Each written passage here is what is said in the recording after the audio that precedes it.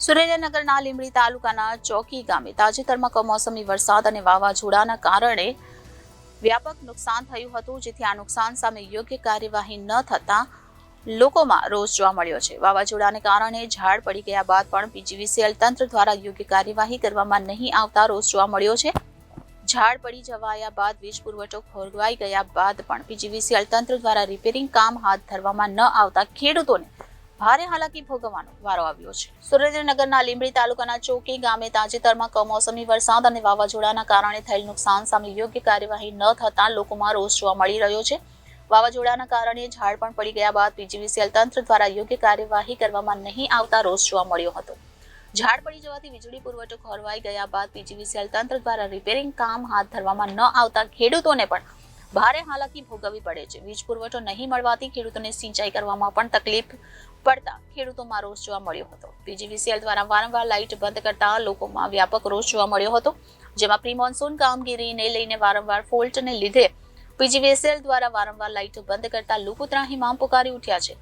આકરી ગરમીના કારણે લોકો અકળાઈ ઉઠ્યા છે, ત્યારે દસાણા પીજીવીસીએલ દ્વારા વારંવાર લાઇટ કાપ મુકાતો હોય આ કાળઝાળ ગરમી વચ્ચે લોકો ત્રાહિમામ પુકારી ઉઠ્યા છે। સ્થાનિકોનું કહેવું છે કે જ્યારે વીજ કંપની પર રજૂઆત કરીએ તો ત્યારે લાઇન ફોલ્ટમાં હોવાનો જવાબ મળે છે। હવે જો આ જ પરિસ્થિતિ રહી તો લોકો દ્વારા ગાંધી ચિંધ્યા માર્ગે આંદોલનનું રણશીંગો ફૂંકવાની સાથે તંત્રને લેખિત આવેદનપત્ર આપવામાં આવશે।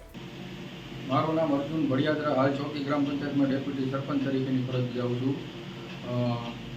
3 અઠવાડિયા પહેલાં વાવાઝોડાના હિસાબે લીમડાનું ઝાડ ચાલુ વીજ તાર ઉપર પડવાથી તાર નીચે પડી ગયેલ હતી, જેથી ચોકી ગામમાં ખેતીવાડીનો વીજ પુરવઠો સાવ સંપૂર્ણ ખોરવાઈ ગયેલો હતો અને વીજ તાર હેઠે નીચે પડી ગયેલ હોવાથી કોઈ પણ દુર્ઘટના ન બને અને ખેડૂતોને વીજળી મળી રહે, જેના કારણે પાક તેમને જળવા રહે, પાક સુકાય નહીં, એ માટે મારા દ્વારા લીંબડી પીજીવીસીએલ કચેરીને 3 વાર કમ્પ્લેન કોલ સેન્ટરમાં કરાવવામાં આવી હતી, છતાં એ લોકો દ્વારા કોઈ પણ પગલાં લેવામાં આવ્યા નથી અને કામ રિપેરિંગ કરવામાં આવ્યું નથી।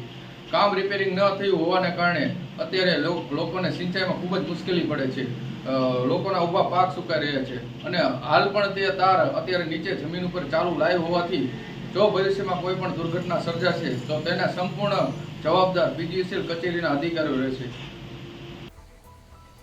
Bureau reporter Janadesh news, Surendranagar.